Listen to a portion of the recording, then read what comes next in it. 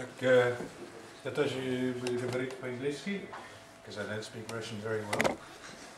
And I think it's a good idea if Ilya translates, because I don't speak English very well either. I'm going to talk about widgets and standards in general, and I'm starting with widgets, which are just apps, applications, because they're an interesting framework to me for where the web is going, what we're going to do with web standards, and also because after the presentation, we're going to have a masterclass on making widgets, so it's useful to understand what they are.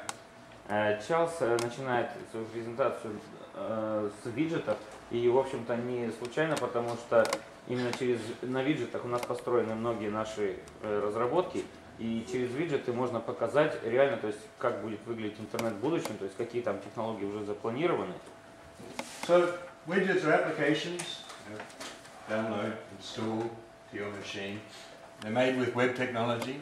They're made out of HTML, JavaScript, CSS, and they run on all kinds of devices. On Opera, we have widgets, and you can run them on desktop, you can run them on a mobile, you can run them on a tablet. I have a tablet that runs a really cool demo widget. I'll show you later. We also, because we ship a lot of TV, or are starting now to ship a lot of browsers on televisions, we're using widgets there so that you can make applications for television. And they can actually be broadcast with the TV signal, or they can be loaded via internet. Connected television uses both methods. Виджеты — это небольшие приложения, которые созданы с использованием известных технологий HTML, CSS, JavaScript. Виджеты могут, благодаря вот такой использованию вот этих технологий, они могут применяться, виджеты могут применяться на любых устройствах, начиная от компьютеров до смартфонов, до планшетов и даже на телевизионных устройствах, на ТВ-приставках. Также виджеты зачастую используются различными компаниями для того, чтобы какой-то контент показать в телевизоре или там осуществить доступ к какому-то контенту. So they don't have to be small. Some widgets are megabytes of code. They're big applications. But they're useful because they run on all these different platforms, on all different operating systems. We also have widgets running on Opera Mini. Right now that's not the public version of Mini that you can download, but if you live in Chile, if you all move to Santiago and become customers of whoever the Telefonica in Santiago, you can run widgets on Mini. You can run widgets on Mini in various other countries. Not yet in Russia.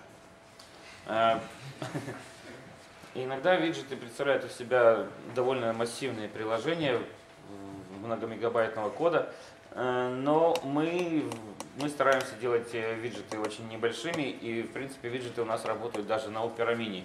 К сожалению, в России вы попробовать это сейчас пока не можете, но у нас есть разработки, и вот в Чили компания, мобильный оператор Telefonica, то есть у них есть специальная версия Opera Mini, на которой работают также и виджеты. То есть, в общем-то, вот до такого минимального размера можно сокращать это дело. Standard guy, not a widget guy. So where did widgets come from? 7 years ago, everybody was making widgets. Yahoo had a widget company. They bought a widget company. AOL, Google, Microsoft, Opera. So we said, everybody's doing applications that are nearly the same.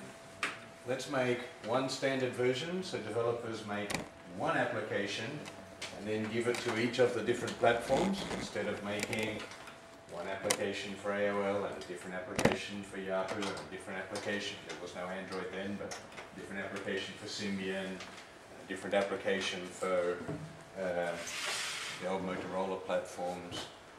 The idea is, if we make a standard, we make life easier for developers. Developers can do less work and have a bigger market. So we went to W3C. We said, here is our widget specification. They said, yep, that's really good. Other companies, Nokia, AOL, a crowd that works with Microsoft, said, yes, we want this. So now we have 7 specifications to make widgets. We'll talk about them later this afternoon. Виджеты вообще стали популярными приложениями еще 7 лет назад, и причем многие компании, крупные компании начали выпускать виджеты, и каждая компания выпускала их по-своему, то есть у них был свой код, у них были свои технологии использованы, и в общем-то очень сложно было делать виджет, то есть они не могли сделать виджет для всех устройств, они делали виджет для определенных устройств, для определенных моделей.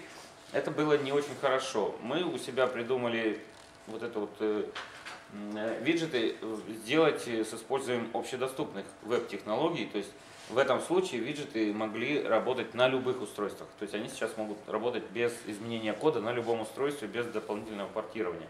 И мы предложили комитету W3C сделать вот именно наш вариант веб-стандартом, чтобы его смогли использовать абсолютно все остальные разработчики виджетов. Ну, в общем, комитет сказал спасибо. Все это очень здорово, но в это же время другие компании тоже решили, значит, подать заявки на то, чтобы сделать именно их вариант виджетов стандартом, международным стандартом. И сейчас в комитете W3C лежит на изучении, на рассмотрении 7 вариантов спецификаций, как должны быть сделаны виджеты, как их нужно изготавливать, как они должны работать. Кто знает, что WAC или OIP? Кто знает, что такое WAC?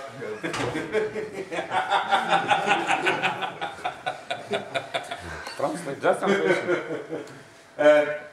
So I'll talk a little bit about WAC, but basically WAC is a group of telephone operators, lots of big operators all over the world. OIP is a group of television operators and producers, and both of those groups adopted widgets as the way to do applications cross-platform on mobile and cross-platform on television. То есть ВАК — это организация, в которой соединены мобильные операторы крупные. Второе название, которое я сейчас уже не вижу, это сообщество разработчиков телевизионных приставок. В общем, все они тоже заинтересованы в том, чтобы они могли использовать мультиплатформные и простые в использовании виджетов. So, after 7 years of work on widget standards, you can run widgets on Opera, on Mac, on Android, on Linux, BSD. You can run widgets on Nokia devices. You can run widgets on Sony televisions. You can run widgets on Opera Mini. And about a year ago, both Google and Mozilla said, hey, we've got a great idea. We're going to make web applications. They're widgets, right? It's the same idea. Widgets use XML. This afternoon, when we look at the details, widgets use an XML file, a few lines long, to explain what the widget is. Google and Mozilla use JSON. That's the biggest difference of all. Собственно, в Опере у нас виджеты вот начали разрабатываться более 7 лет назад, и, в общем-то, мы уже предлагали виджеты для различных платформ, то есть наши оперные виджеты работали на любой операционной системе, на любом устройстве. То есть и мы просто постепенно вот эту технологию развивали. А год назад Google и Mozilla, значит, сказали, а мы придумали такую классную новую технологию, она называется веб-приложение, Web Applications. То есть, а на самом деле, по сути, то есть они предложили то, что мы уже 7 лет делаем. То есть реально обыкновенный виджет, то есть, который вот создан с помощью этой технологии. Единственная разница вот, между тем, что они предложили, и между тем, что мы делаем, они просто назвали по-другому одну из составляющих технологий. Вот, в частности, они назвали ее JSON. То есть, в общем-то, это вот вся разница, которая реально есть между Web Applications и виджетами. So the other difference is Mozilla guys say, yeah, but we don't want to package the application. Except what they do is package the application the same way that widgets package themselves. There is another question in the business models. When you have a widget, you have the widget, you install it, you keep your data. When it runs from a web service, if you have a Facebook app that Facebook controls, Google, They keep all of the data. Right? That's their business. Google is an advertising company. They are selling you to advertisers, and they are buying you with services. They offer you some nice services. You give them more information about yourself. That helps them get a better price when they sell you to the advertiser. Также одно из отличий, которое предложил фонд Mozilla, это не упаковывать данные виджета. То есть вот сегодня чуть попозже, во время воркшопа, вы посмотрите, как делаются виджеты, и, в общем, по нашей задумке они должны упаковываться в архив, ну, чтобы занимать меньше места, чтобы загружаться быстрее. В общем, ну, вообще это удобно. Mozilla и Google, они предложили не упаковывать это все дело. И, в общем-то, со стороны Google это объясняется очень просто, то, что для Google очень важно хранить и видеть всю информацию о пользователе, потому что, в общем-то, они делают деньги именно на этом, то есть на собранной о пользователях информации.